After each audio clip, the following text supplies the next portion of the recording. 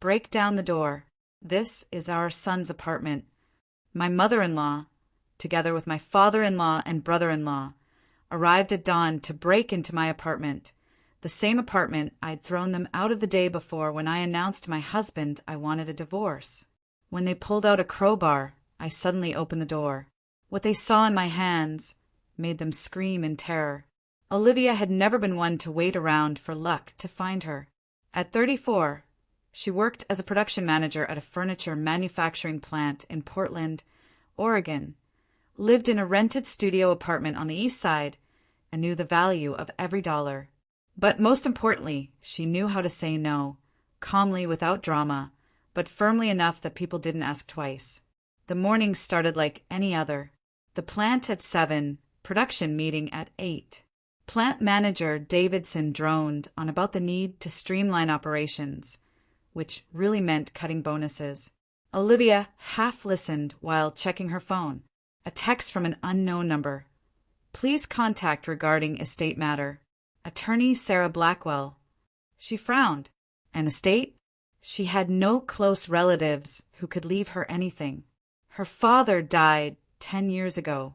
Her mother lived in Arizona with her new husband, and her maternal grandmother had passed back in the 90s.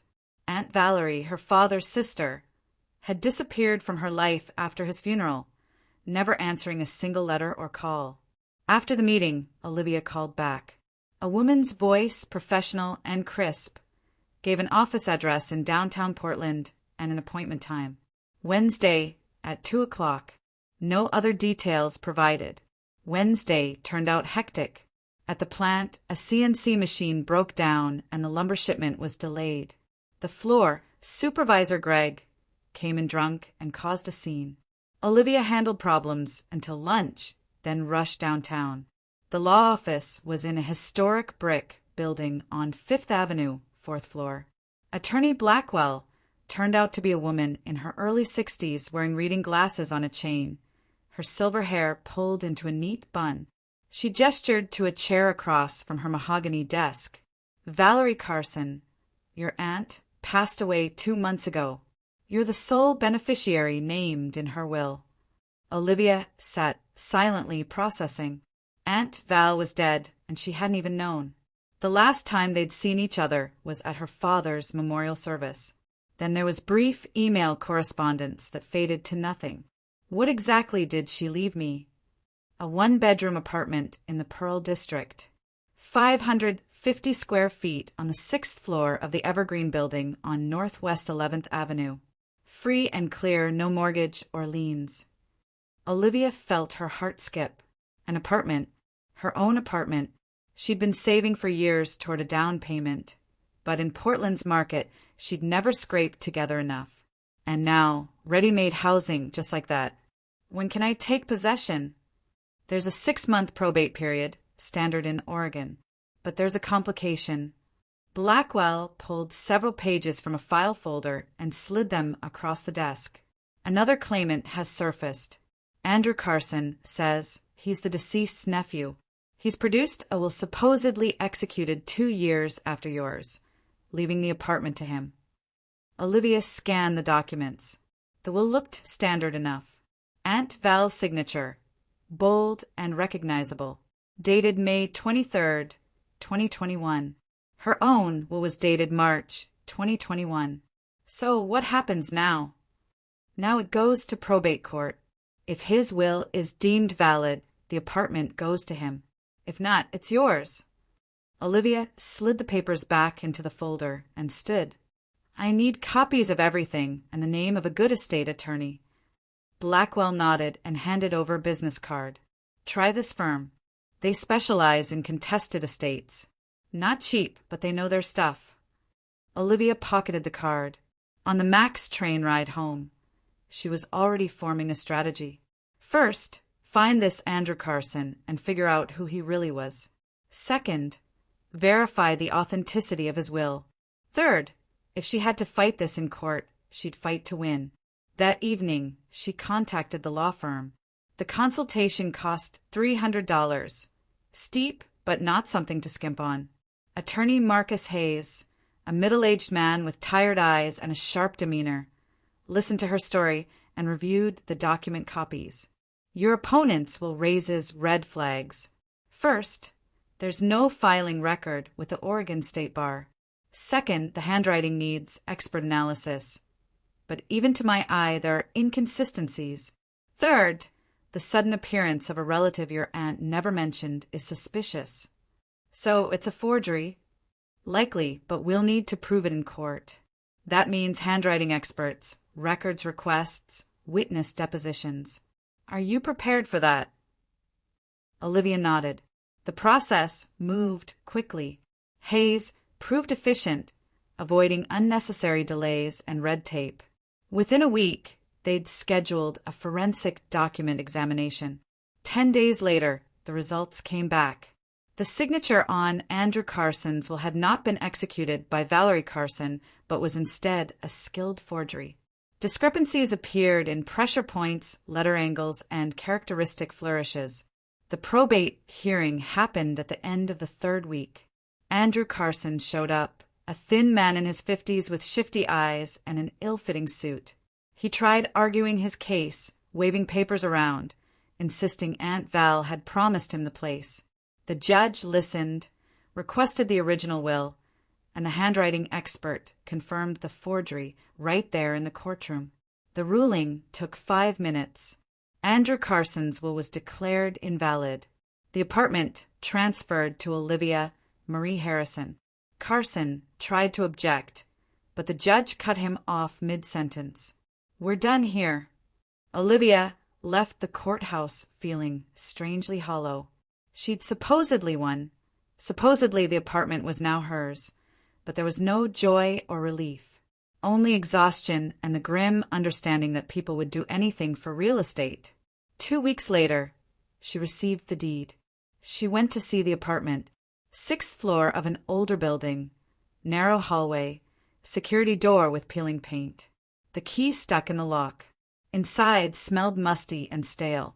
The 1 bedroom turned out to be a basic older unit. Small entryway, bathroom with original fixtures, bedroom about 12 by 12 and a galley kitchen. The furniture was ancient, a particle board dresser from the 80s, a sagging couch, a wobbly dining table. Faded curtains hung at the windows, and the carpet showed worn traffic patterns. But it was hers, completely, unconditionally, without mortgage payments or landlords. Olivia walked through the space and opened a window. View of the street below, a coffee shop on the corner, parking garage in the distance. Nothing special but her own. The next 3 months went to fixing it up.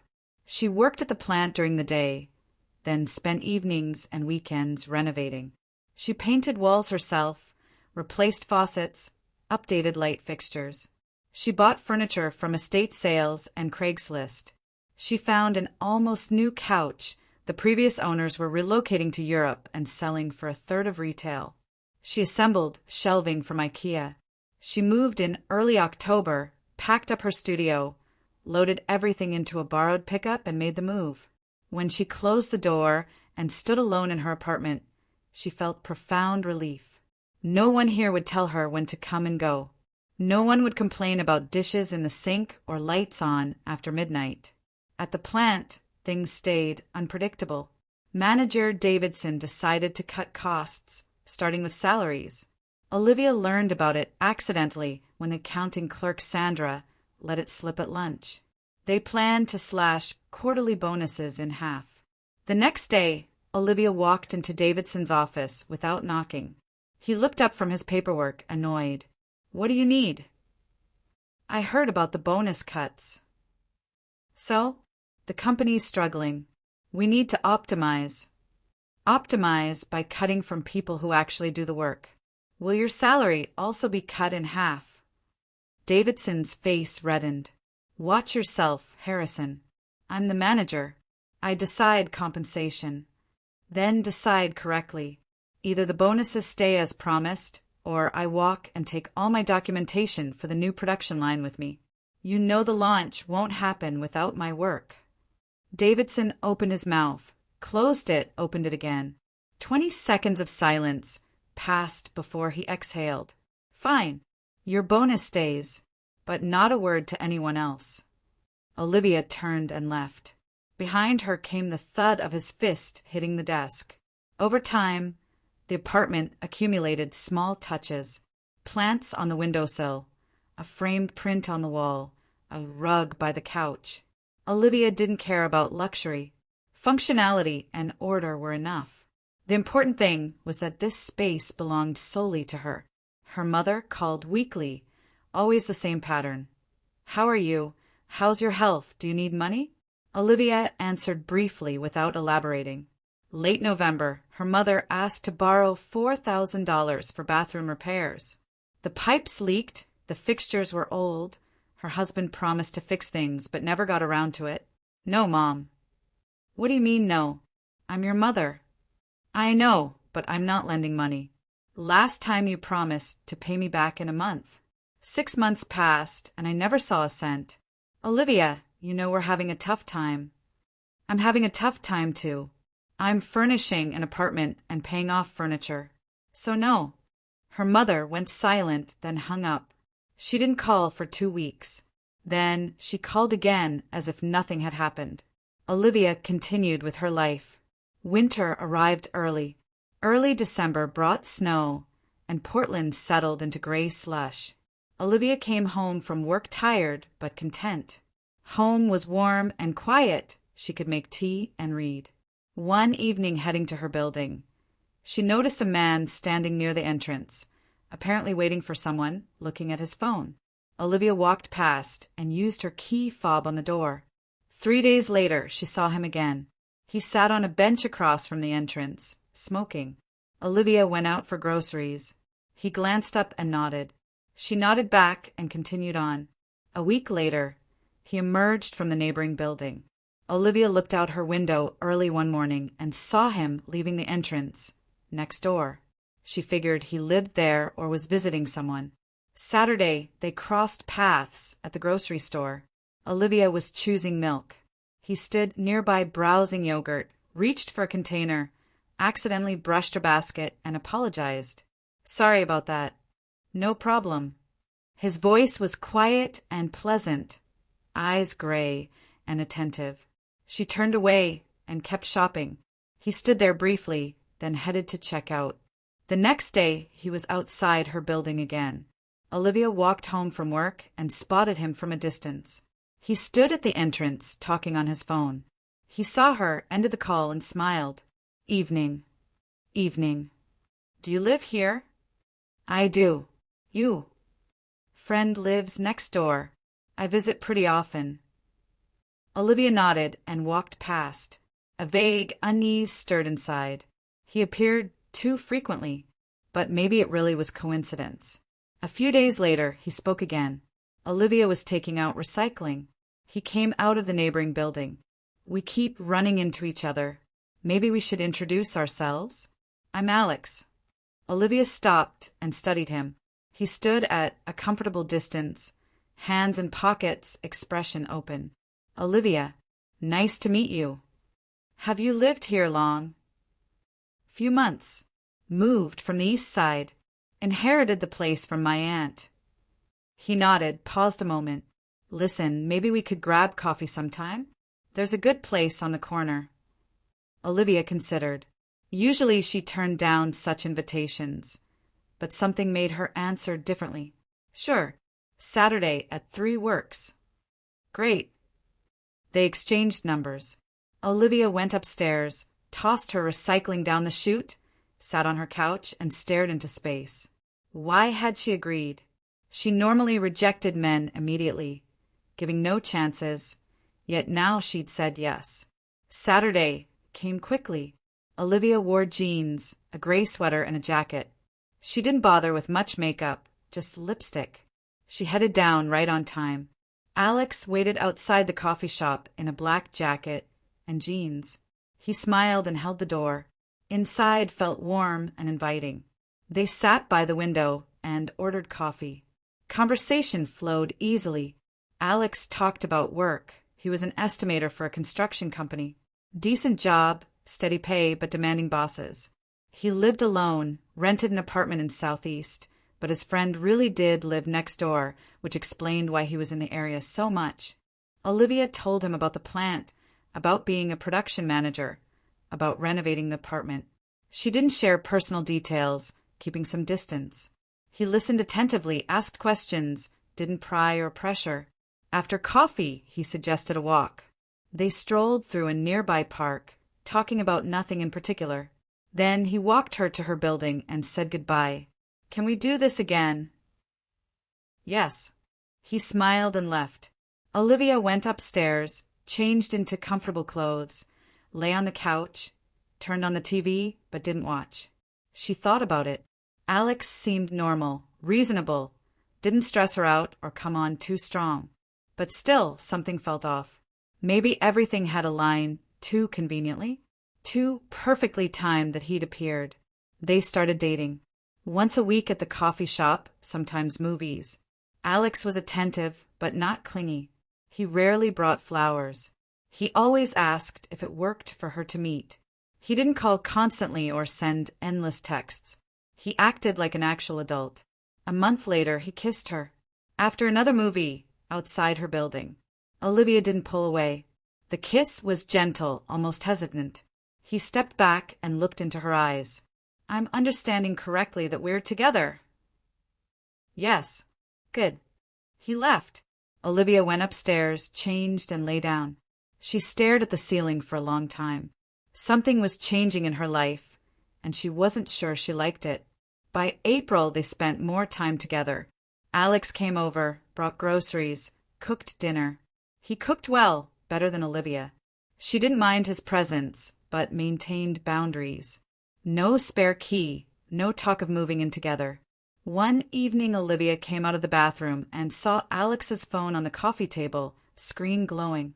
He was in the kitchen, washing dishes. She glanced at the screen. A text from Mom. "Alex, honey, how's the plan going? Has she agreed yet?" Olivia froze. "Plan? What plan?" Alex came out of the kitchen, drying his hands with a towel. He saw her face, glanced at the phone, and went pale. "Olivia." "What plan?" "It's not what you think." "What do I think?" He was quiet, then sat on the couch. "Mom worries. I'm 37 and still not married. She keeps saying I need to settle down. When I told her about you, she started asking if it was serious. So she sends these messages.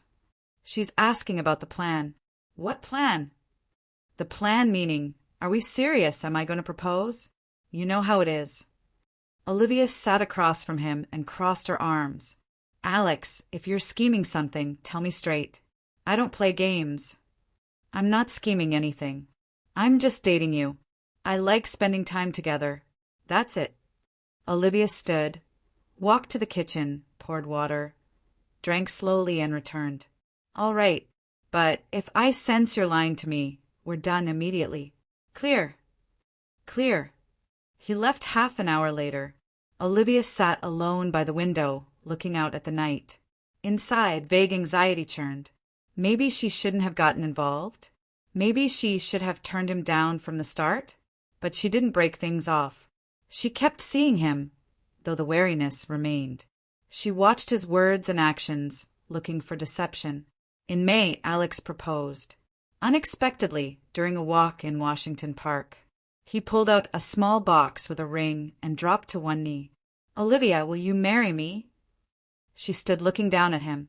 The ring was simple, no diamond, but tasteful. His face was tense, waiting. "I need to think about it." He blinked. "What?" "I need to think. This is a serious decision. I need time." He slowly stood and put the box in his pocket. "Okay, how much time?" "I don't know. A week, maybe 2. I'll tell you." They walked back to her building in silence. He said a dry goodbye and left. Olivia went upstairs, threw off her jacket, and sat on the couch. The proposal made sense.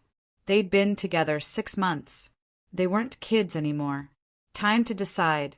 But something held her back. That strange text from his mother.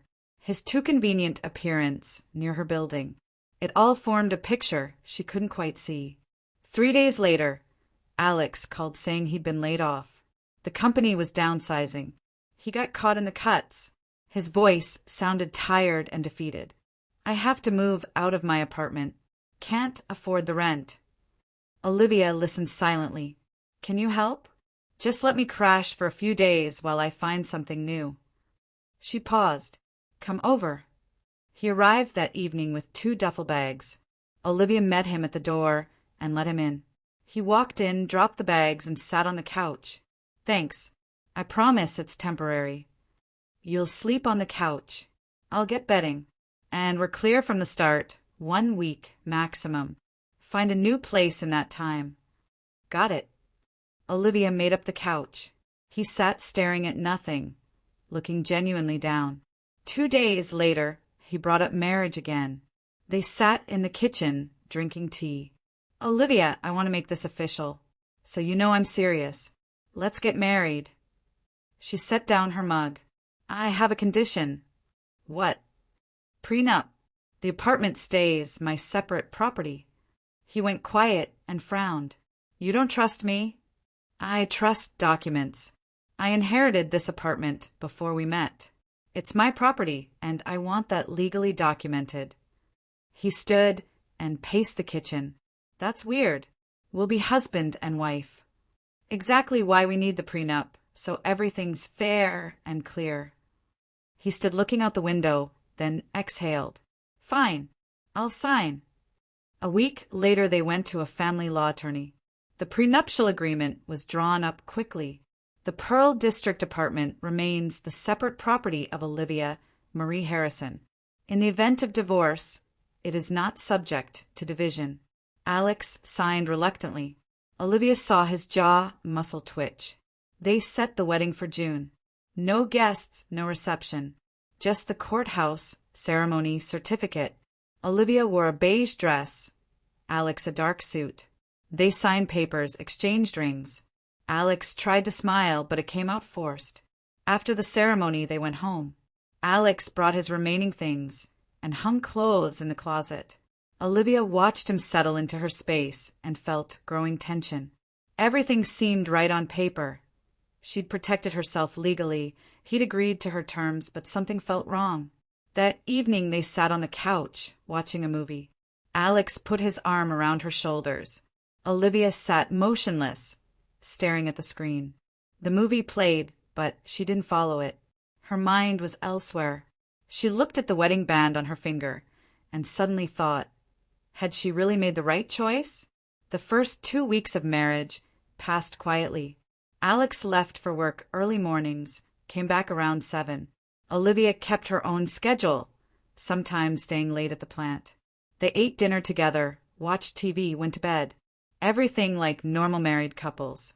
But Olivia couldn't shake the feeling of falseness. Alex tried to act like the perfect husband, but something in his behavior grated. He checked his phone too often when he thought she wasn't watching. He put it away too quickly when she approached.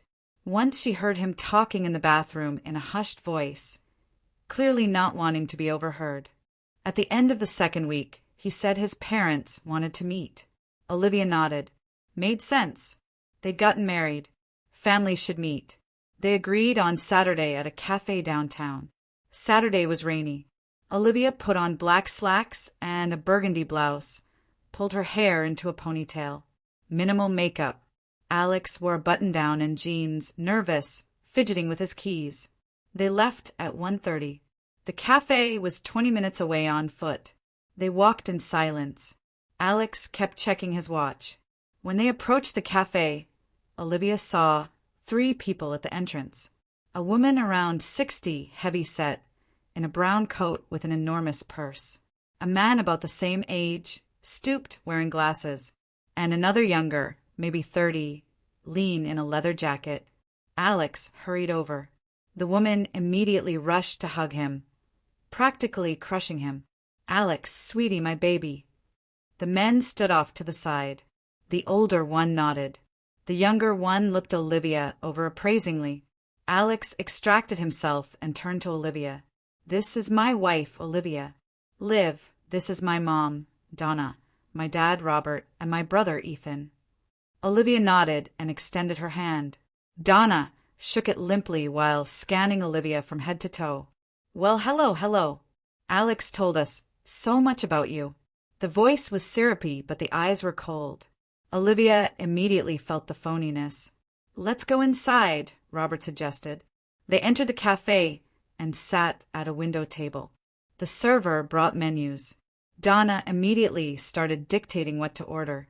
She took Olivia's menu and scanned it. "We'll get salad, soup, entrees, and coffee." "Alex, honey, you love clam chowder. Let's get that." Alex nodded. Olivia said nothing, though she hated clam chowder.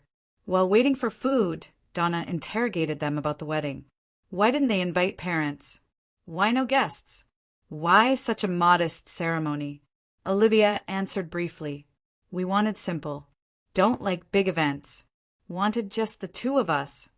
Donna pursed her lips and shook her head. Like this was wrong. Families should be together at such moments. Ethan stayed quiet, eating his salad, occasionally glancing at Olivia. Robert also kept silent, nodding along with his wife. After lunch, Donna suddenly announced, "Well, let's go to your place. We want to see where our Alex lives." Olivia tensed. They'd agreed to meet at the cafe. There was no discussion of going home. "We're not prepared for company." "What company? We're family." Donna waved her hand. "Right, Alex." Alex hesitated, looking at Olivia with guilt. "Well, we could stop by briefly." Olivia clenched her teeth. Saying no in front of everyone meant a scene. She didn't want a scene. She nodded. They drove in Robert's car, an old Buick that rattled over every pothole. Donna talked the entire way about neighbors, about remodeling their house, about how Alex was such a good boy growing up. When they arrived, Olivia unlocked the door and let everyone in. Donna entered first, glanced around the entryway, and walked into the living area. Robert and Ethan followed. "Oh, it's pretty small," Donna drawled. "Just one bedroom." "It's a one-bedroom, yes." "Well, it'll do for now. Later you'll trade up for something bigger." Olivia said nothing. She had no plans to move. Donna walked through the space, looked in the closet, touched the curtains. "These curtains are so drab. You need brighter colors, cheerier." "I like these." "Oh, honey, what do you know? I'll help you pick out nice ones. I have excellent taste." She went to the kitchen, opened the refrigerator, and peered inside. "It's empty in here. Alex, are you going hungry?" "No, Mom, we're fine." "This isn't fine. I can see. You need more food. I'll bring groceries tomorrow. Make a big pot of soup, some casseroles." Olivia stepped over and closed the refrigerator. "Thanks, but we're good. We handle our own groceries." Donna straightened up and looked displeased. "What do you mean? He's my son. I take care of him." "He's my husband now. I take care of him." Awkward silence hung in the air. Robert cleared his throat. Ethan smirked. Alex stood in the doorway looking pale. Donna snorted, turned away, went back to the living room, sat on the couch, and started digging in her huge purse. She pulled out a Tupperware container. "Here, Alex, honey. I made your favorite cookies." Alex took the container and thanked her. Donna smiled with satisfaction. They stayed another hour. Donna told stories from Alex's childhood. Robert occasionally added comments. Ethan scrolled on his phone, bored.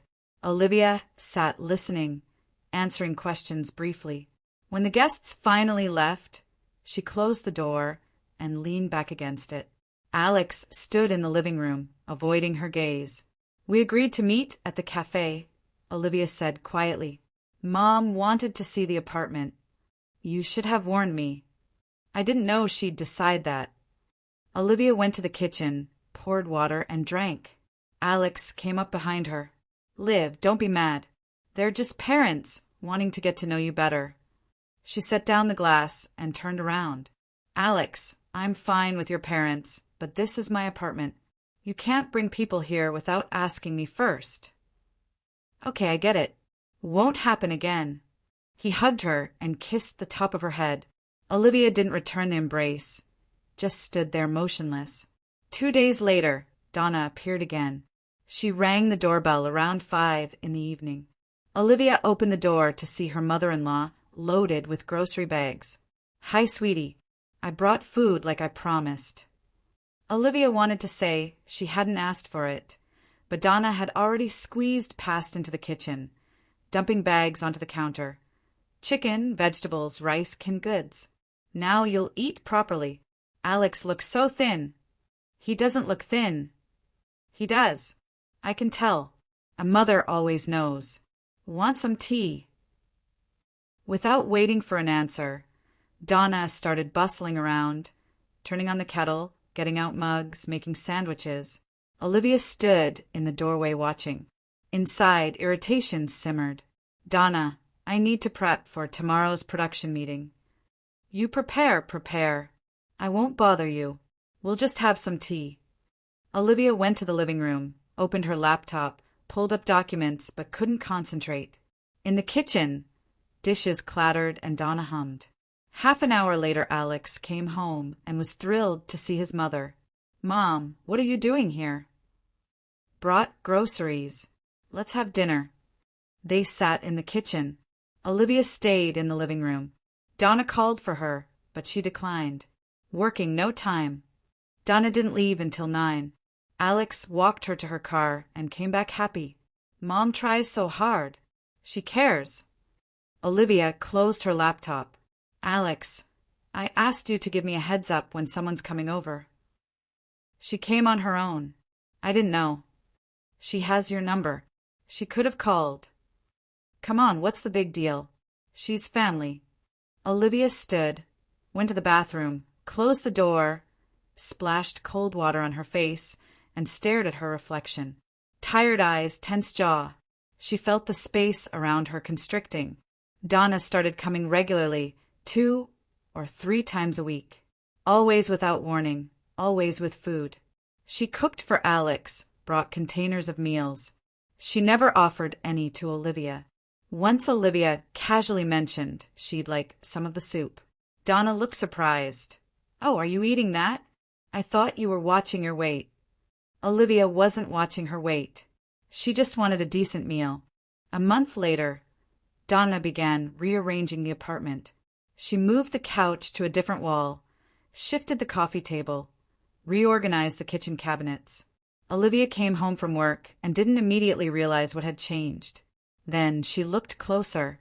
The couch wasn't where she'd left it. The table either. Alex, who moved the furniture. "That was Mom. She said it's better this way." "Put it back." "Why? Let's try it like this. Maybe it really is better." "Alex, put it back." He saw the hardness in her eyes, stood up and moved the couch back. Olivia made sure the table returned to its original spot too. The next day Donna came over and saw everything back in place. She pursed her lips. "Why'd you move it? I told you it's better the other way. This is my apartment. This is my arrangement. Our apartment. Alex lives here. Alex lives here, but the apartment is mine." Donna straightened and crossed her arms. "What do you mean yours? You're married. Everything's shared." "No, the apartment is in my name. It's my separate property." Donna fell silent, staring with disbelief. Then she snorted, turned away, but stopped touching the furniture. Instead, she began criticizing other things. The curtains were too dark, the paint too bland, the appliances outdated. Everything needed updating. Olivia responded calmly but firmly. "We're not changing anything. Everything's fine as is." Donna would huff and back down. Temporarily. One day Olivia came home earlier than usual. The meeting was canceled. The plant manager called in sick. She went up to the 6th floor and unlocked her door with her key. Voices came from inside. Olivia stopped in the entryway. The kitchen. She recognized the voices of Alex, Donna, Robert, and Ethan. She approached quietly and stopped outside the kitchen door. They sat at her table, drinking coffee. "You need to get it transferred to your name," Donna was saying, "before she wises up. Through a quitclaim deed. That'll work. She's his wife. She trusts him." Robert's voice. I doubt it, Ethan interjected. She's sharp. Made him sign a prenup right off the bat. Olivia's hands went cold. I'll try to convince her, Alex said uncertainly. I'll say it's for our future together, that we'll sell and get a bigger place later. Exactly, Donna picked up. Tell her it's for the family. And then Olivia stepped into the kitchen. They all turned at once, faces draining of color. What's going on here? Silence. Alex opened his mouth, closed it. Donna quickly spoke. Olivia, honey, we just stopped by. Who let you in? Alex, obviously. Olivia looked at her husband. He looked away. You have 5 minutes to get out. What do you mean, get out? Donna jumped up. We're family. We're visiting. You were discussing how to steal my apartment. That's not visiting. That's fraud. How dare you? Donna's face reddened. I'm Alex's mother. And that gives you the right to plan stealing my property. Robert stood and put his hand on his wife's shoulder. Donna, let's go. I'm not going anywhere. This is my son's place. No. Olivia approached the table and leaned on her hands. This is MY apartment. I inherited it before we married. It's my separate property and I'm telling you to leave. Now. Ethan got up and headed for the door. Robert tugged his wife's sleeve. She yanked away. Alex, say something. Alex sat with his head down, silent. Alex. He looked up at his mother. Let's go, Mom. Donna grabbed her purse, spun around, and marched out. Robert and Ethan followed. Alex stood, but Olivia stopped him. You too. Live. Get out. I need to think. But I live here. Not tonight. Leave. He started to argue, but saw her face and realized it was pointless. He grabbed his jacket and left. Olivia stood alone. She locked the door, walked to the kitchen, and sat down. Her hands trembled. She clenched them into fists, forcing herself to calm down. So that was it. The whole performance with dating, the proposal, the wedding, it was all for the apartment. They'd planned to get it transferred to his name, then sell it. Classic con. Naive woman marries, trusts her husband, signs over property, ends up with nothing. But she wasn't naive. She'd seen it coming. The prenup protected her. The apartment stayed hers. Alex couldn't do anything without her consent. Olivia stood, poured water, drank, then grabbed her phone and called Attorney Hayes. Hello. Evening. Olivia Harrison. Question about my prenup. Go ahead. Does my husband have the right to live in my apartment? Yes, as your spouse. If I want him out. You'd need to divorce, file the petition, dissolve the marriage, then his right to occupy terminates. How long does that take? In Oregon, if there's no property dispute, about 3 months. You have a prenup, so it should be straightforward. Thank you. Olivia hung up. Divorce. Fine. She'd file tomorrow. She lay on the couch and pulled a throw blanket over herself. Alex called 5 times that evening. She didn't answer. Then he texted, Liv, I'm sorry. I didn't want this. Mom was pressuring me. I didn't know how to say no. Can we talk? Olivia deleted the message and blocked his number. She fell asleep near dawn. Nightmares came. Strangers walked through her apartment, moving things, hanging their photos on her walls. She screamed, but they couldn't hear. She woke at 7, got up, showered, dressed, and went to work. She spent the day on autopilot, meetings, paperwork, checking in with supervisors. Evening came, and she stopped by the law office, filed divorce papers. Hayes accepted them and nodded. We'll file tomorrow. 3 months, and you're free. She got home late. Alex sat on the stairs outside the building. He saw her and jumped up. Liv, we need to talk. There's nothing to talk about. I filed for divorce. He went pale. What? You heard me. In 3 months it's over. Get your stuff tomorrow while I'm at work. Liv, please, I really didn't want this. Didn't want? You sat there while your family plotted to steal my home. That's not didn't want. That's deliberate conspiracy. Mom came up with it herself. I was against it. If you were against it, you would have stopped her. Leave, Alex. She walked past him, unlocked the door, went inside, and closed it. He pounded on the door for 10 minutes, then left. The following weeks crawled. Alex tried reaching her through mutual acquaintances, but they had none. He texted from other numbers, but Olivia didn't respond. Donna once rang the doorbell and yelled through the intercom that Olivia had destroyed their family.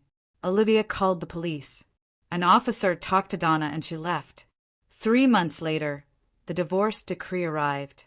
Olivia went to the courthouse, signed papers, received the certificate. Alex didn't show. That evening, she sat at home holding the divorce decree. It was over.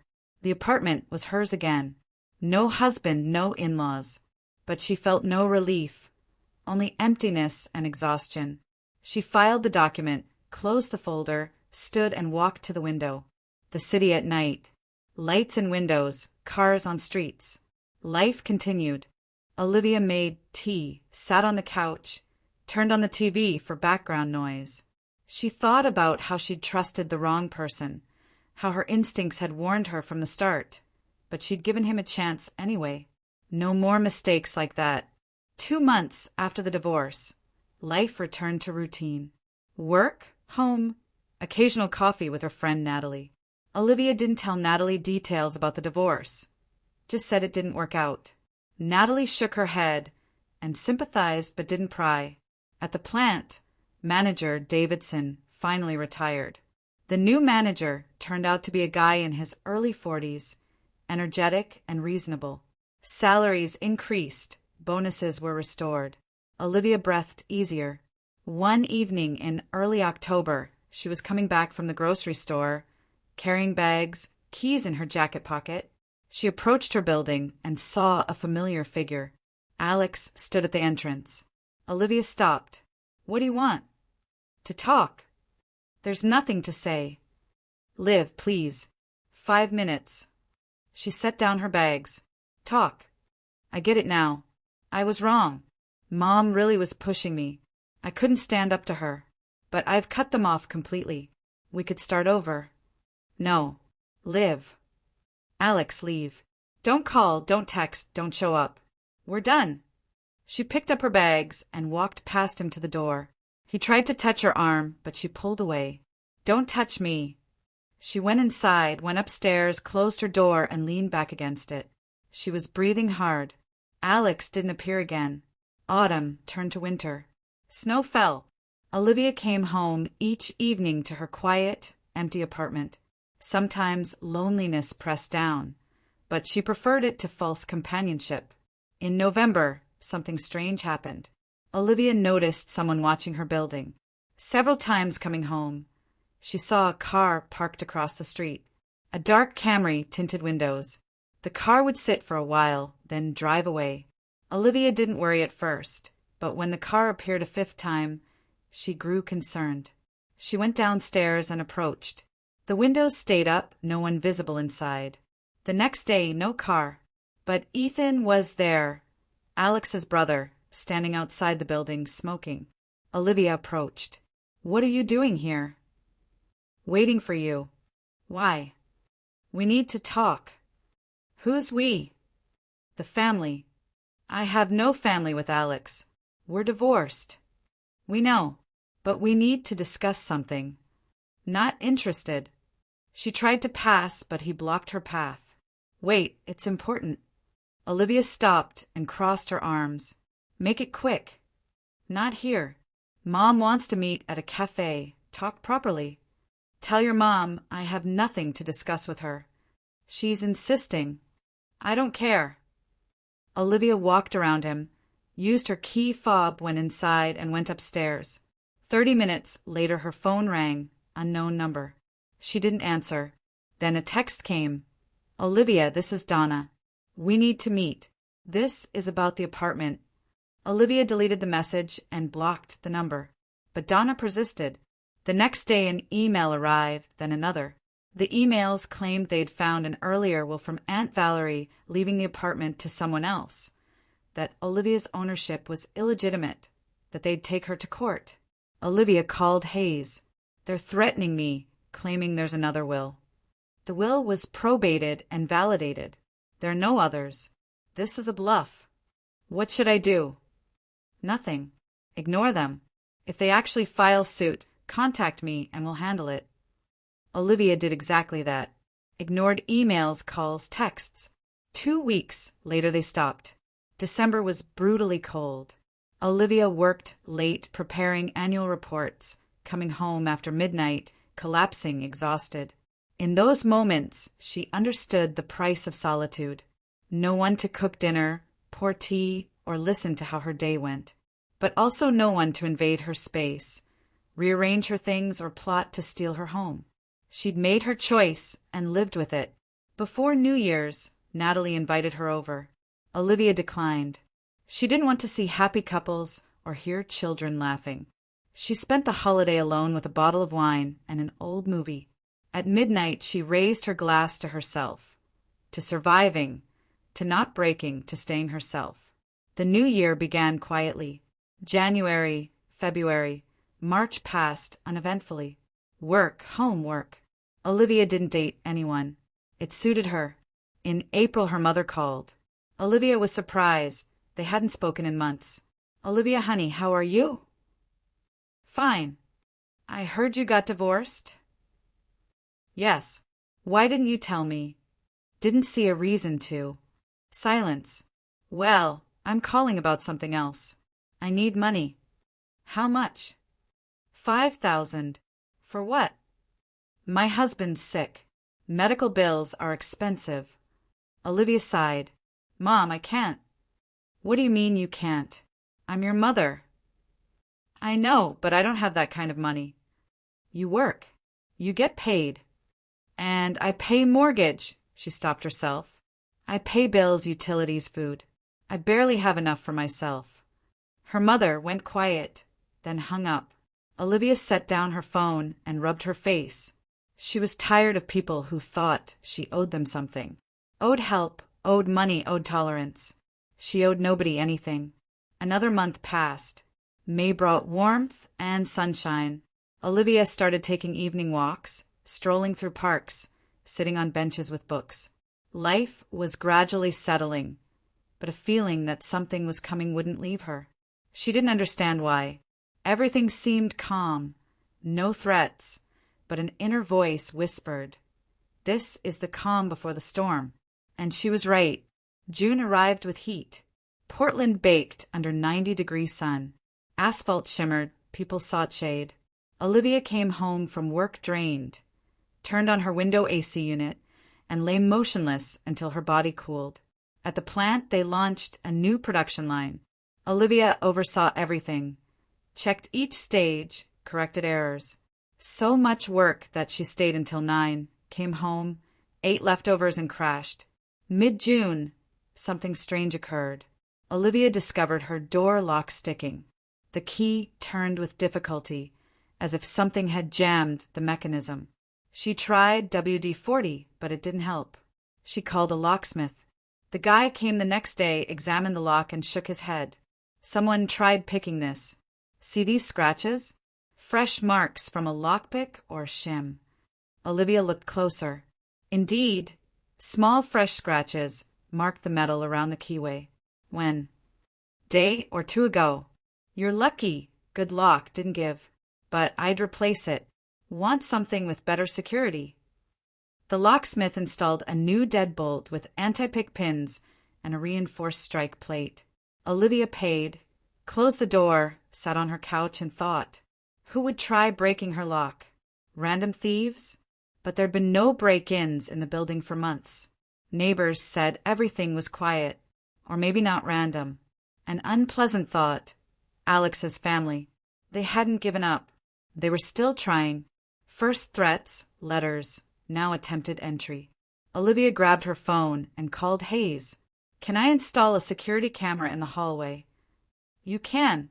Common area, so generally permitted, but check with your building manager and notify immediate neighbors to avoid complaints. Got it. The next day, she talked to her neighbor across the hall, Jim Morrison. Retired veteran, lived alone, always friendly, sometimes helped with heavy packages. Jim, can I ask you something? Sure, Olivia. Someone tried to pick my lock. I want to put a camera in the hallway. You okay with that? Jim frowned. Pick your lock? When? Couple days ago. Locksmith saw the marks. Damn right, put up a camera. I'll feel safer too. Thanks. Actually, I've got a spare security camera from when I moved. Wireless. Uploads to cloud. Want me to grab it?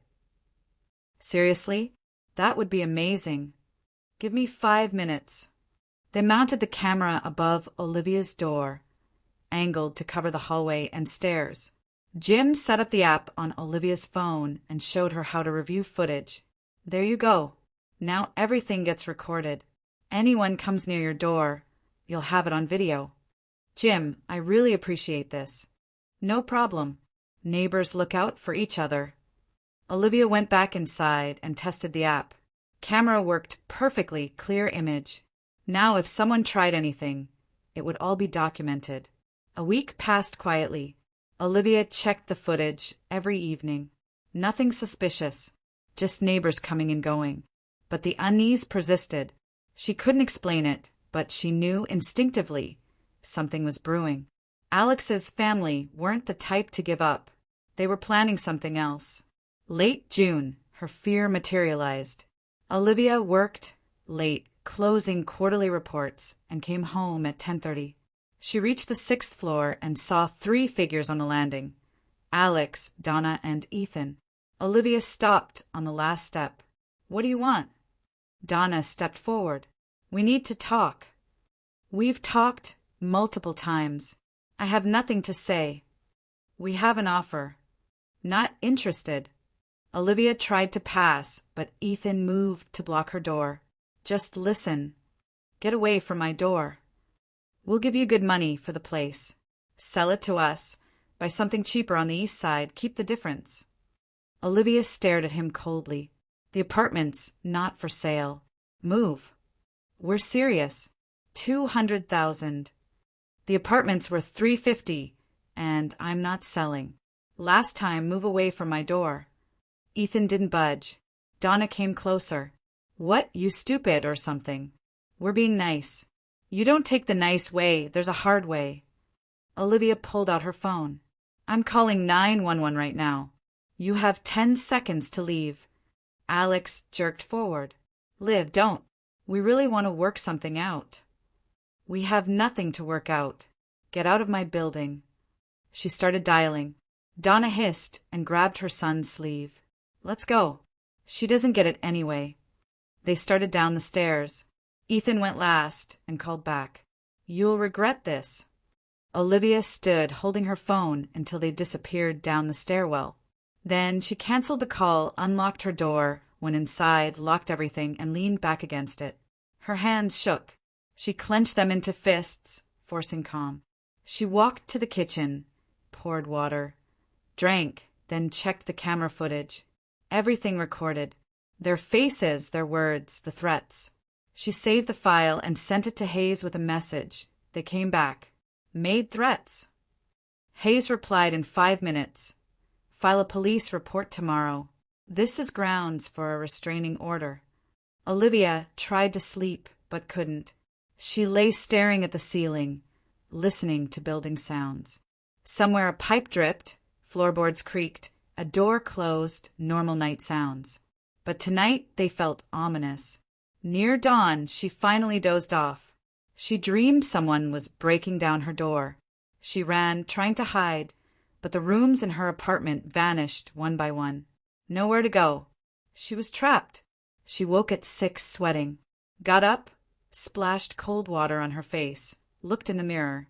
Pale, dark circles under her eyes. She looked exhausted, but wasn't giving up. She made breakfast, dressed, gathered her things for work. Left the apartment, checked the lock, went downstairs, looked around. Nobody suspicious. Took the bus to work. All day at the plant, she operated on autopilot, checking schedules, signing off on materials, talking to floor workers. But her mind was elsewhere, thinking about what came next. Alex's family wouldn't stop. They'd come again, and next time they might use force. She needed to be ready. Evening came, and instead of going straight home, she stopped at the police station. She filed a report, attached the camera footage, explained everything. The desk officer listened and nodded. "We'll follow up, call them in for questioning. If they keep harassing you, we can pursue charges. What if they try to force their way in? Then call 911 immediately.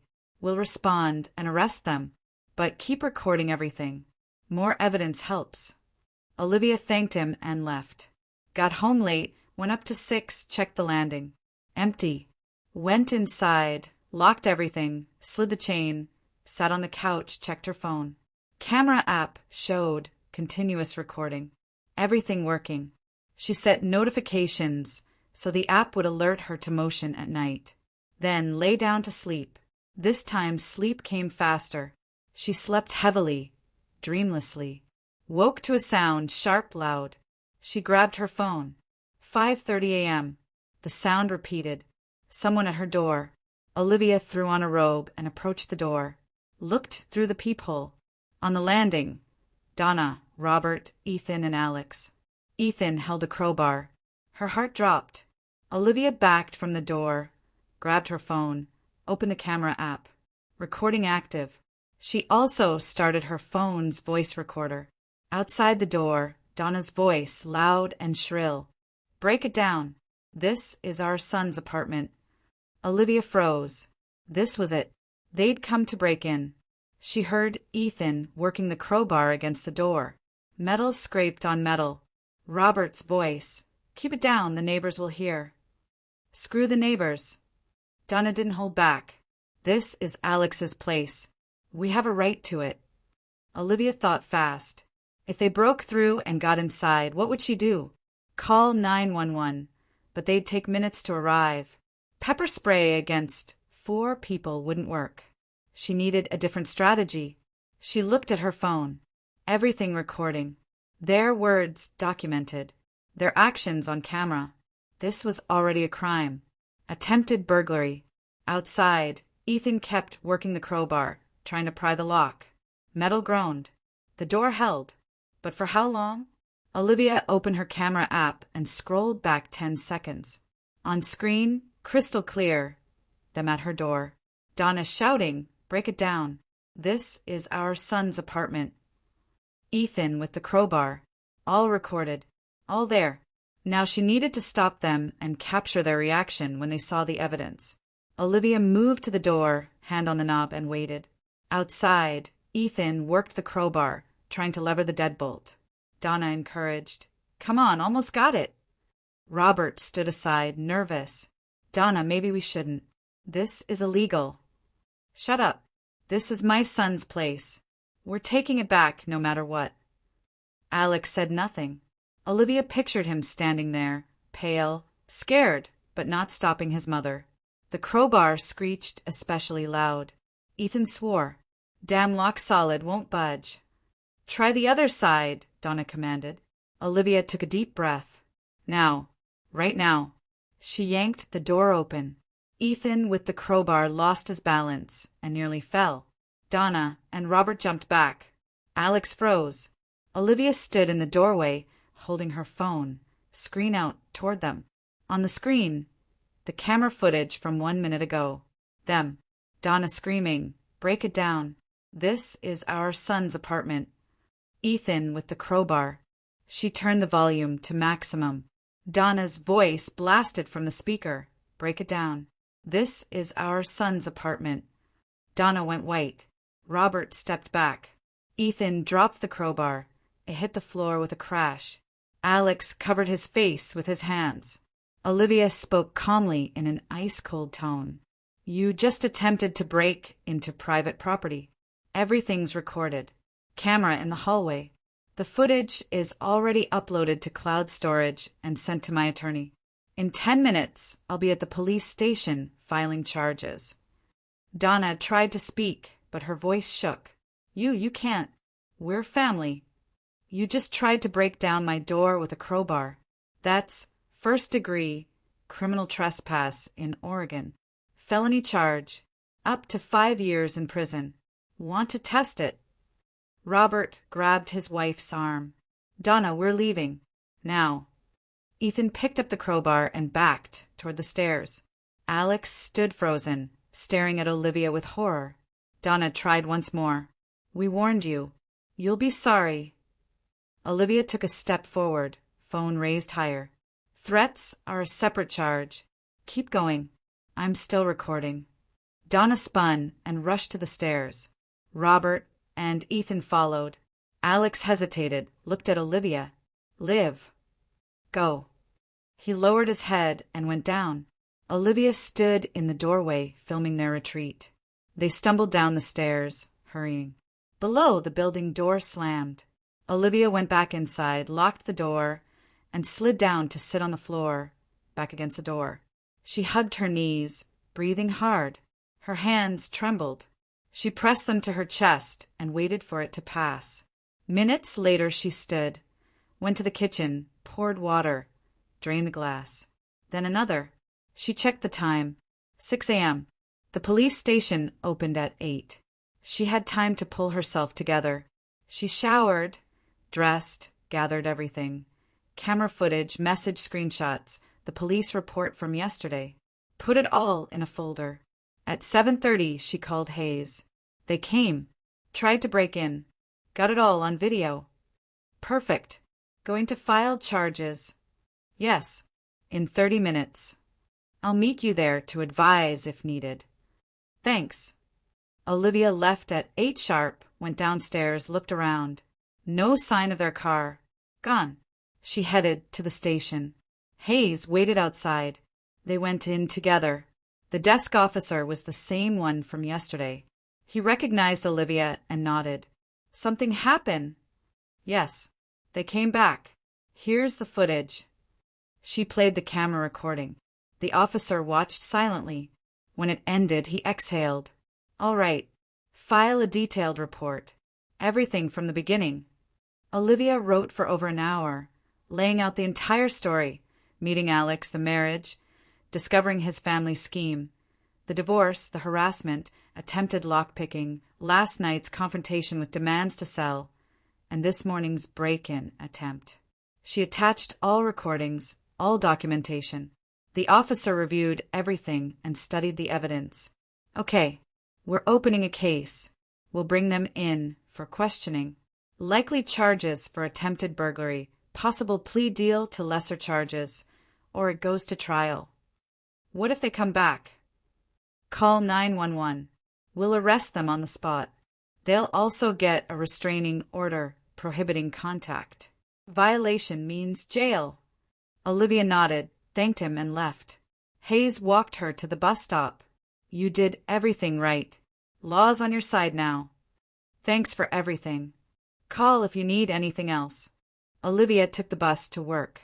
All day she worked in a fog, thoughts scattered. Coworkers noticed she was off but didn't ask. She was grateful. Evening came and she went home, climbed to 6, checked the landing. Empty. Went inside, closed the door, sat on the couch, pulled out her phone, opened news apps. Nothing unusual. The world kept turning as if nothing had happened. But her life had just been turned upside down. The next days passed in tense waiting. Olivia went to work, came home, checked the camera. Alex's family didn't appear, but she knew this wasn't over. Court proceedings lay ahead, maybe more pressure tactics. A week later the officer called. We brought them in. All 4 showed up. They admitted to what happened. Case is proceeding.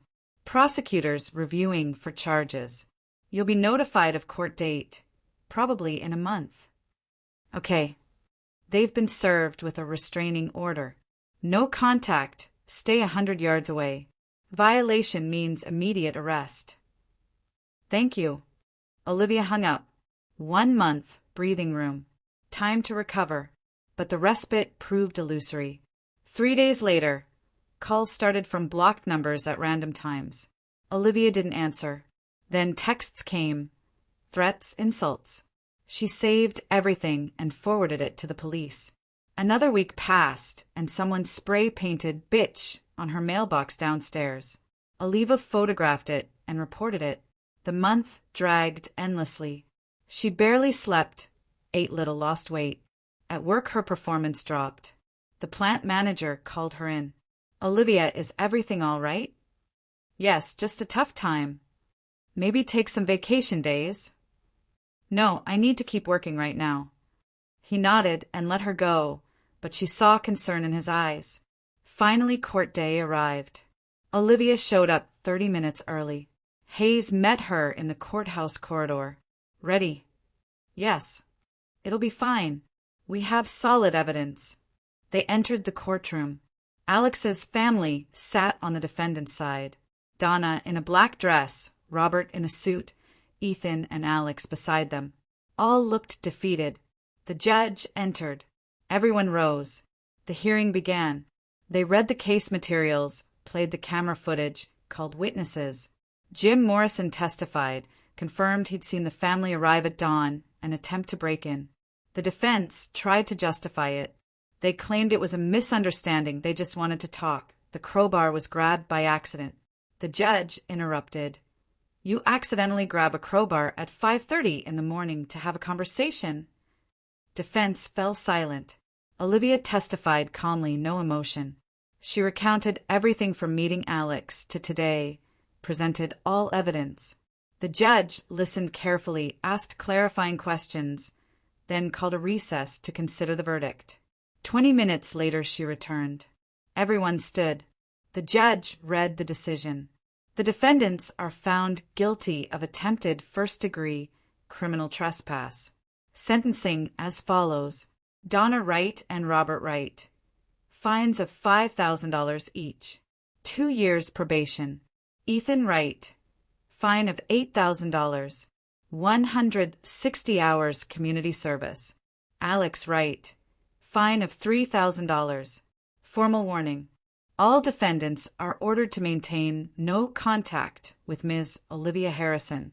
No direct or indirect contact.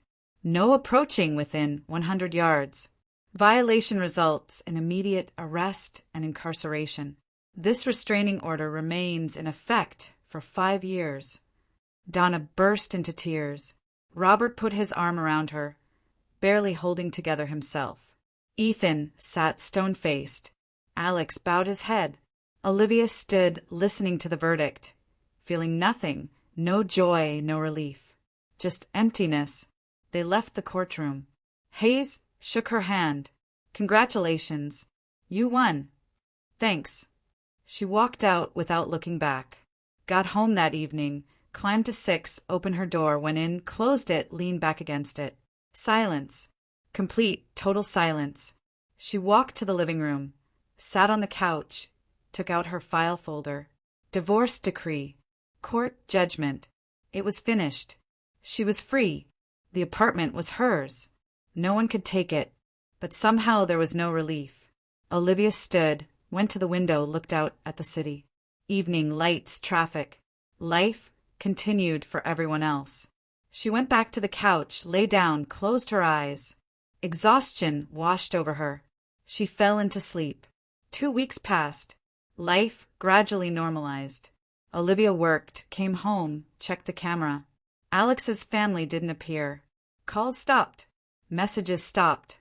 But one evening, returning from the grocery store, she saw Alex sitting on a bench near her building.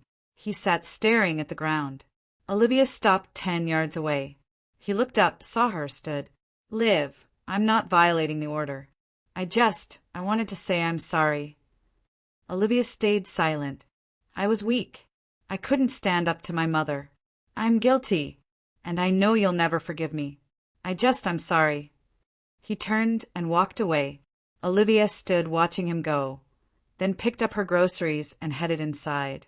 Went up to her apartment, closed the door, sat on the couch, put her head in her hands. Forgive? She didn't know. Maybe someday, but not now. Now she had one desire, to live forward without them, without drama, without war. Just live. 3 months passed. Autumn arrived quietly. Leaves turned yellow. Air grew crisp. Olivia kept working, coming home, reading books, watching shows. Life continued, calmly, steadily, without upheaval. But inside remained emptiness. She'd won the war, defended her territory, punished those who'd tried to take it. But the cost was high.